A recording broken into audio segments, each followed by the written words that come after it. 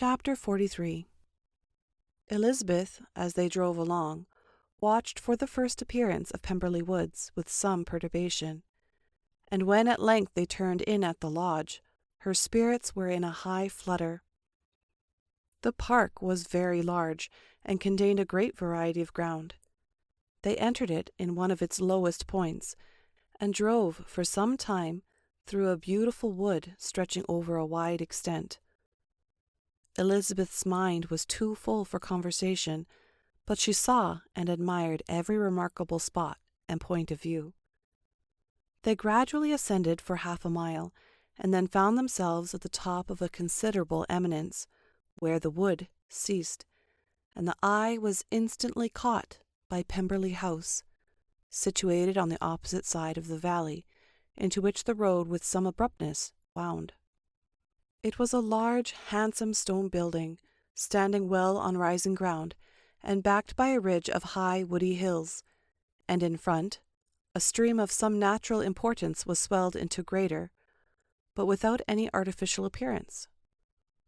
Its banks were neither formal nor falsely adorned. Elizabeth was delighted. She had never seen a place for which nature had done more, or where natural beauty had been so little counteracted by an awkward taste. They were all of them warm in their admiration, and at that moment she felt that to be mistress of Pemberley might be something. They descended the hill, crossed the bridge, and drove to the door, and while examining the nearer aspect of the house, all her apprehension of meeting its owner returned. She dreaded lest the chambermaid had been mistaken. On applying to see the place, they were admitted into the hall, and Elizabeth, as they waited for the housekeeper, had leisure to wonder at her being where she was. The housekeeper came, a respectable-looking elderly woman, much less fine and more civil than she had any notion of finding her. They followed her into the dining parlour. It was a large, well-proportioned room, handsomely fitted up. Elizabeth, after slightly surveying it, went to a window to enjoy its prospect. The hill, crowned with wood, which they had descended, receiving increased abruptness from the distance, was a beautiful object. Every disposition of the ground was good, and she looked on the whole scene, the river, the trees scattered on its banks, and the winding of the valley, as far as she could trace it, with delight. As they passed into other rooms, these objects were taking different position, but from every window there were beauties to be seen. The rooms were lofty and handsome, and their furniture suitable to the fortune of its proprietor.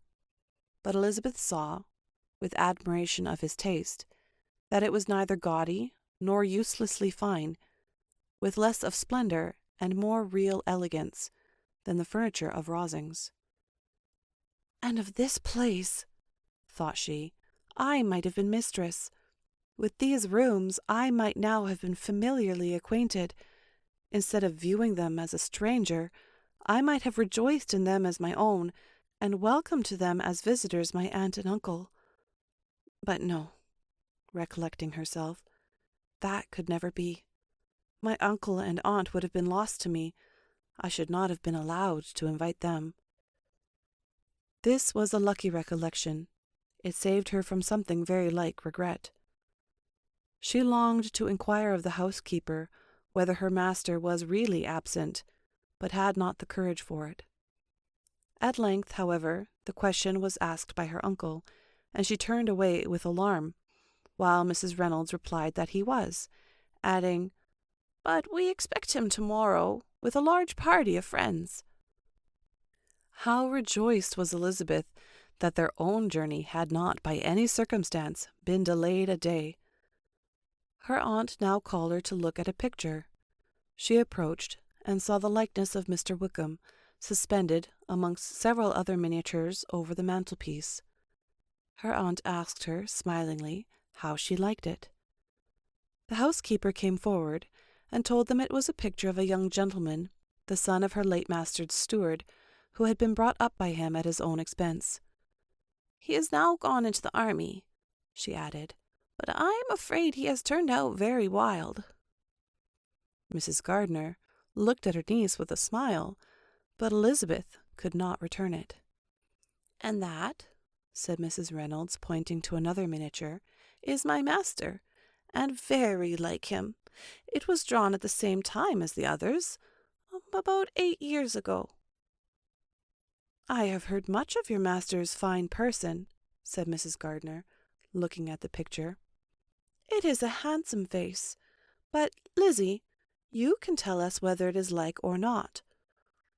Mrs. Reynolds' respect for Elizabeth seemed to increase on this intimation of her knowing her master. "Does the young lady know Mr. Darcy?" Elizabeth coloured and said, "A little." "And do not you think him a very handsome gentleman, ma'am?" "Yes, very handsome." "I'm sure I know none so handsome, but in the gallery upstairs you will see a finer, larger picture of him than this. This room was my late master's favourite room, and these miniatures are just as they used to be then. He was very fond of them." This accounted to Elizabeth for Mr. Wickham's being among them. Mrs. Reynolds then directed their attention to one of Miss Darcy, drawn when she was only 8 years old. "And is Miss Darcy as handsome as her brother?" said Mrs. Gardner. "Oh, yes, the handsomest young lady that was ever seen, and so accomplished. She plays and sings all day long. In the next room is a new instrument just come down for her, a present from my master. She comes here tomorrow with him." Mr. Gardner, whose manners were very easy and pleasant, encouraged her communicativeness by his questions and remarks. Mrs. Reynolds, either by pride or attachment, had evidently great pleasure in talking of her master and his sister. "Is your master much at Pemberley in the course of the year?"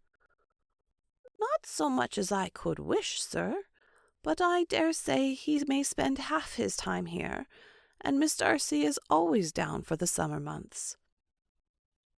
"Except," thought Elizabeth, "when she goes to Ramsgate."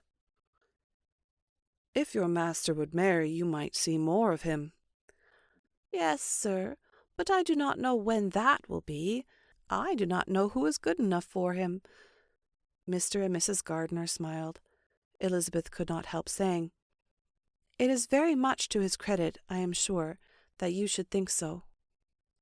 "I say no more than the truth, and everybody will say that who knows him," replied the other. Elizabeth thought this was going pretty far, and she listened with increasing astonishment as the housekeeper added, "I have never known a cross word from him in my life, and I have known him since he was 4 years old." This praise, of all others most extraordinary, most opposite to her ideas. That he was not a good-tempered man had been her firmest opinion. Her keenest attention was awakened. She longed to hear more, and was grateful to her uncle for saying, "There are very few people of whom so much can be said. You are lucky in having such a master." "Yes, sir, I know I am. If I were to go through the world, I could not meet a better. But I have always observed that they who are good-natured when children are good-natured when they grow up, and he was always the sweetest-tempered, most generous-hearted boy in the world." Elizabeth almost stared at her. "Can this be Mr. Darcy?" thought she. "His father was an excellent man," said Mrs. Gardner. "Yes, ma'am, that he was indeed, and his son will be just like him, just as affable to the poor." Elizabeth listened, wondered, doubted, and was impatient for more. Mrs. Reynolds could interest her on no other point. She related the subjects of the pictures, the dimensions of the rooms, and the price of the furniture in vain. Mr. Gardner, highly amused by the kind of family prejudice to which he attributed her excessive commendation of her master, soon led again to the subject, and she dwelt with energy on his many merits as they proceeded together up the great staircase. "He is the best landlord and the best master," said she, "that ever lived, not like the wild young men nowadays, who think of nothing but themselves." There's not one of his tenants or servants but will give him a good name. Some people call him proud, but I'm sure I never saw anything of it. To my fancy, it is only because he does not rattle away like other young men." "In what an amiable light does this place him?" thought Elizabeth. "This fine account of him," whispered her aunt as they walked, "is not quite consistent with his behaviour to our poor friend. Perhaps we might have been deceived. That is not very likely. Our authority is too good." On reaching the spacious lobby above, they were shown into a very pretty sitting-room, lately fitted up with greater elegance and lightness than the apartments below, and were informed that it was but just done to give pleasure to Miss Darcy, who had taken a liking to the room when last at Pemberley. "He is certainly a good brother," said Elizabeth, as she walked towards one of the windows. Mrs. Reynolds anticipated Miss Darcy's delight when she should enter the room. "And this is always the way with him," she added. "Whatever can give his sister any pleasure is sure to be done in a moment. There is nothing he would not do for her." The picture gallery and 2 or 3 of the principal bedrooms were all that remained to be shown. In the former were many good paintings, but Elizabeth knew nothing of the art, and from such as had been already visible below, she had willingly turned to look at some drawings of Miss Darcy's, in crayons, whose subjects were usually more interesting and also more intelligible. In the gallery there were many family portraits, but they could have little to fix the attention of a stranger. Elizabeth walked in quest of the only face whose features would be known to her. At last it arrested her, and she beheld a striking resemblance to Mr. Darcy, with such a smile over the face as she remembered to have sometimes seen when he looked at her. She stood several minutes before the picture, in earnest contemplation, and returned to it again before they quitted the gallery. Mrs. Reynolds informed them that it had been taken in his father's lifetime. There was certainly at this moment, in Elizabeth's mind, a more gentle sensation towards the original than she had ever felt at the height of their acquaintance. The commendation bestowed on him by Mrs. Reynolds was of no trifling nature. What praise is more valuable than the praise of an intelligent servant? As a brother, a landlord, a master, she considered how many people's happiness were in his guardianship, how much of good or evil must be done by him. Every idea that had been brought forward by the housekeeper was favourable to his character, and as she stood before the canvas on which he was represented, and fixed his eyes upon herself, she thought of his regard with a deeper sentiment of gratitude than it had ever raised before. She remembered its warmth, and softened its impropriety of expression. When all of the house that was open to general inspection had been seen, they returned downstairs, and, taking leave of the housekeeper, were consigned over to the gardener, who met them at the hall door. As they walked across the hall towards the river, Elizabeth turned back to look again. Her uncle and aunt stopped also, and while the former was conjecturing as to the date of the building, the owner of it himself suddenly came forward from the road which led behind it to the stables. They were within 20 yards of each other, and so abrupt was his appearance that it was impossible to avoid his sight. Their eyes instantly met, and the cheeks of both were overspread with the deepest blush. He absolutely started, and for a moment seemed immovable from surprise, but shortly recovering himself, advanced towards the party, and spoke to Elizabeth, if not in terms of perfect composure, at least of perfect civility. She had instinctively turned away, but stopping on his approach, received his compliments with an embarrassment impossible to overcome. Had his first appearance, or his resemblance to the picture they had just been examining, been insufficient to assure the other two that they now saw Mr. Darcy, the gardener's expression of surprise, on beholding his master, must immediately have told it. They stood a little aloof while he was talking to their niece, who, astonished and confused, scarcely dared lift her eyes to his face, and knew not what answer she returned to his civil inquiries after her family. Amazed at the alteration of his manner since they last parted, every sentence that he uttered was increasing her embarrassment, and every idea of the impropriety of her being found there recurring to her mind. The few minutes in which they continued were some of the most uncomfortable in her life. Nor did he seem much more at ease. When he spoke, his accent had none of its usual sedateness, and he repeated his inquiries as to the time of her having left Longbourn, and of her having stayed in Derbyshire, so often, and in so hurried a way, as plainly spoke the distraction of his thoughts.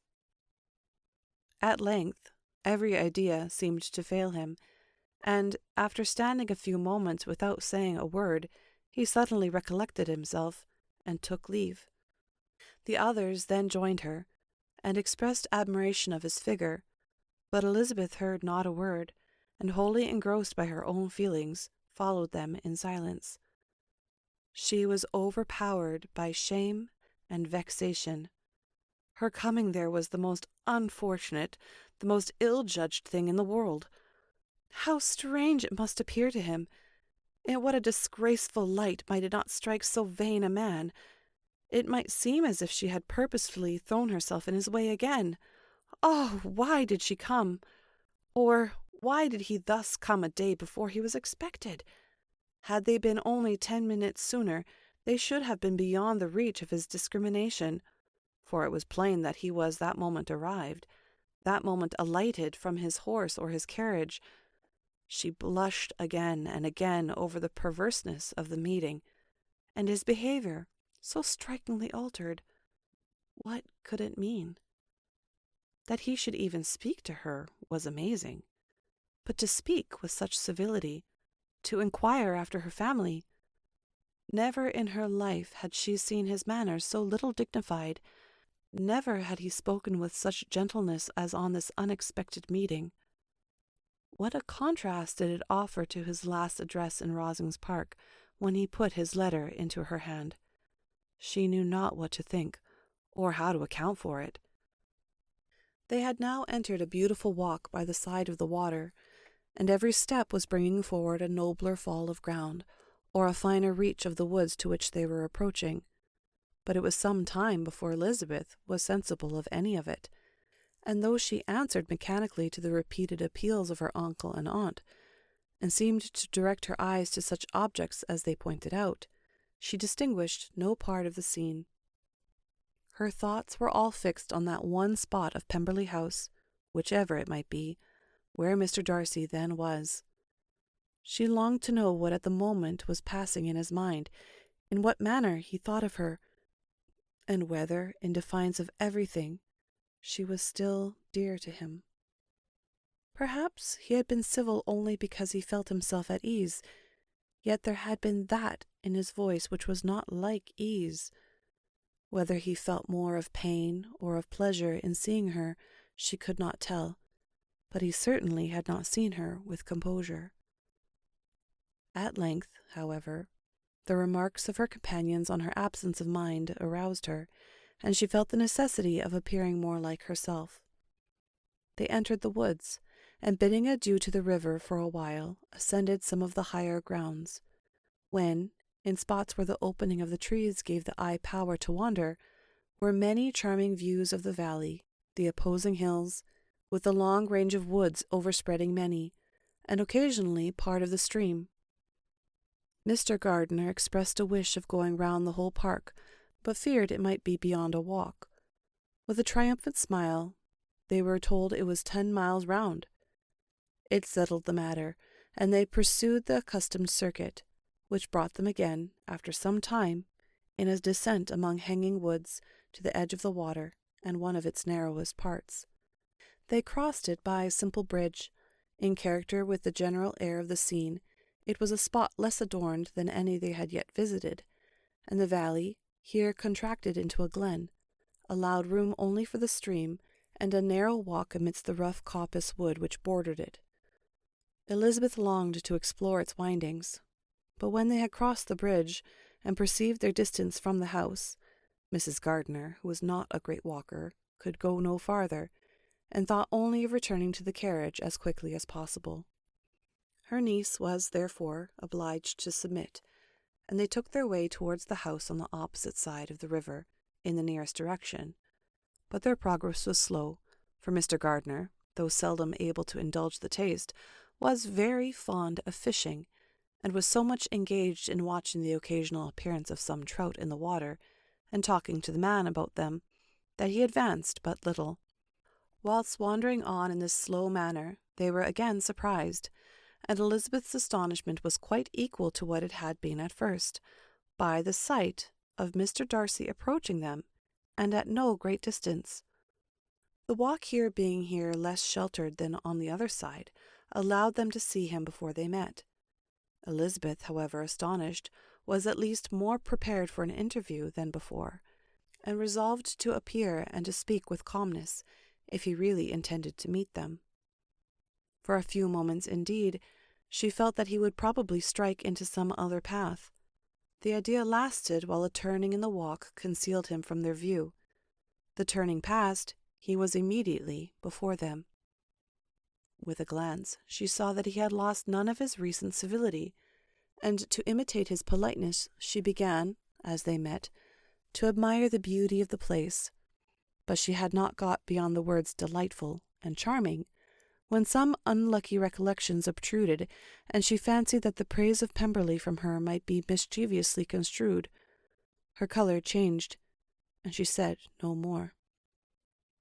Mrs. Gardiner was standing a little behind, and on her pausing, he asked her if she would do him the honour of introducing him to her friends. This was a stroke of civility which she was quite unprepared, and she could hardly suppress a smile at his being now seeking the acquaintance of some of those very people against whom his pride had revolted in his offer to herself. What will be his surprise, thought she, when he knows who they are? He takes them now for people of fashion. The introduction, however, was immediately made, and as she named their relation to herself, she stole a sly look at him, to see how he bore it, and was not without expectation of his decamping as fast as he could from such disgraceful companions. That he was surprised by the connection was evident. He sustained it, however, with fortitude, and so far from going away, turned his back with them, and entered into conversation with Mr. Gardiner. Elizabeth could not but be pleased, could not but triumph. It was consoling that he should know she had some relations for whom there was no need to blush. She listened most attentively to all that passed between them, and gloried in every expression, every sentence of her uncle, which marked his intelligence, his taste, or his good manners. The conversation soon turned upon fishing, and she heard Mr. Darcy invite him, with the greatest civility, to fish there as often as he chose while he continued in the neighbourhood, offering at the same time to supply him with fishing tackle, and pointing out those parts of the stream where there is usually most sport. Mrs. Gardiner, who was walking arm in arm with Elizabeth, gave her a look expressive of wonder. Elizabeth said nothing, but it gratified her exceedingly. The compliment must be all for herself. Her astonishment, however, was extreme, and continually she was repeating, "Why is he so altered? From what can it proceed? It cannot be from me. It cannot be for my sake that his manners are thus softened. My reproofs at Hunsford could not work such a change as this. It is impossible that he should still love me." After walking some time in this way, the two ladies in front, the two gentlemen behind, on resuming their places, after walking some time in this way, the two ladies in front, the two gentlemen behind, on resuming their places, after descending to the brink of the river for better inspection of some curious water plant, there chanced to be a little alteration. It originated in Mrs. Gardiner, who, fatigued by the exercise of the morning, found Elizabeth's arm inadequate to her support, and consequently preferred her husband's. Mr. Darcy took her place by her niece, and they walked on together. After a short silence, the lady first spoke. She wished him to know that she had been assured of his absence before she came to the place, and accordingly began by observing that his arrival had been very unexpected. "For your housekeeper," she added, "informed us that you would certainly not be here till tomorrow, and indeed, before we left Bakewell, we understood that you were not immediately expected in the country." He acknowledged the truth of it all, and said that business with his steward had occasioned his coming forward a few hours before the rest of the party with whom he had been travelling. "They will join me early tomorrow," he continued, "and among them are some who will claim an acquaintance with you, Mr. Bingley and his sisters." Elizabeth answered only by a slight bow. Her thoughts were instantly driven back to the time when Mr. Bingley's name had been the last mentioned between them, and if she might judge by his complexion, his mind was not very differently engaged. "There is also one other person in the party," he continued after a pause, "who more particularly wishes to be known to you. Will you allow me, or do I ask too much, to introduce my sister to your acquaintance during your stay at Lambton?" The surprise of such an application was great indeed. It was too great for her to know in what manner she acceded to it. She immediately felt that whatever desire Miss Darcy might have of being acquainted with her must be the work of her brother, and without looking farther, it was satisfactory. It was gratifying to know that his resentment had not made him think really ill of her. They now walked on in silence, each of them deep in thought. Elizabeth was not comfortable, that was impossible, but she was flattered and pleased. His wish of introducing his sister to her was a compliment of the highest kind. They soon outstriped the others, and when they had reached the carriage, Mr. and Mrs. Gardiner were half a quarter of a mile behind. He then asked her to walk into the house, but she declared herself not tired, and they stood together on the lawn. At such a time much might have been said, and silence was very awkward. She wanted to talk, but there seemed to be an embargo on every subject. At last she recollected that she had been travelling, and they talked of Matlock and Dovedale with great perseverance. Yet time, and her aunt, moved slowly, and her patience and her ideas were nearly worn out before the tete-a-tete was over. On Mr. and Mrs. Gardiner's coming up, they were all pressed to go into the house and take some refreshment, but this was declined, and they parted on each side with utmost politeness. Mr. Darcy handed the ladies into the carriage, and when it drove off, Elizabeth saw him walking slowly towards the house. The observations of her uncle and aunt now began, and each of them pronounced him to be infinitely superior to anything they had expected. "He is perfectly well behaved, polite, and unassuming," said her uncle. "There is something a little stately in him, to be sure," replied her aunt, "but it is confined to his air, and is not unbecoming.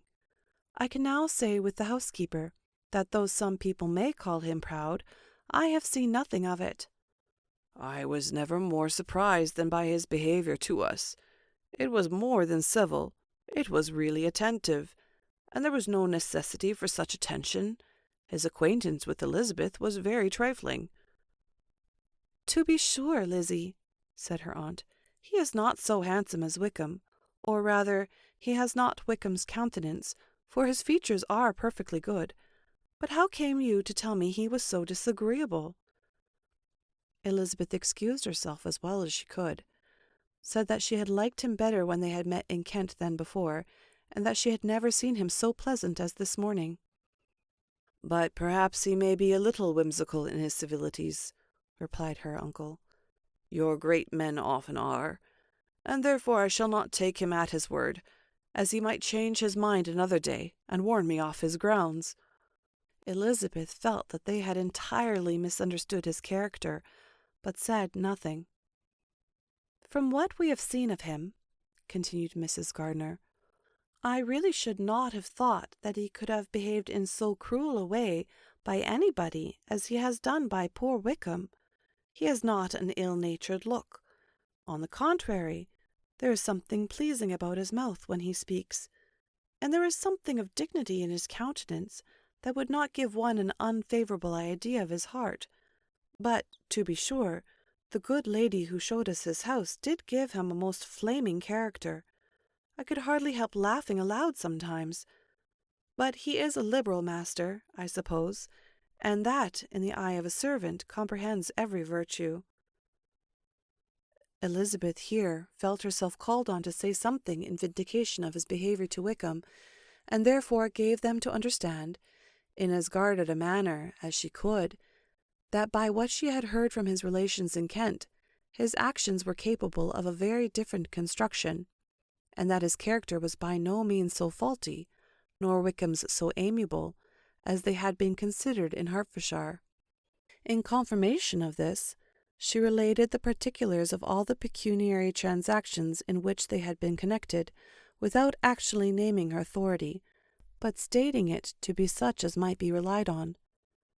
Mrs. Gardiner was surprised and concerned, but as they were now approaching the scene of her former pleasures, every idea gave way to the charm of recollection, and she was too much engaged in pointing out to her husband all the interesting spots in its environs to think of anything else.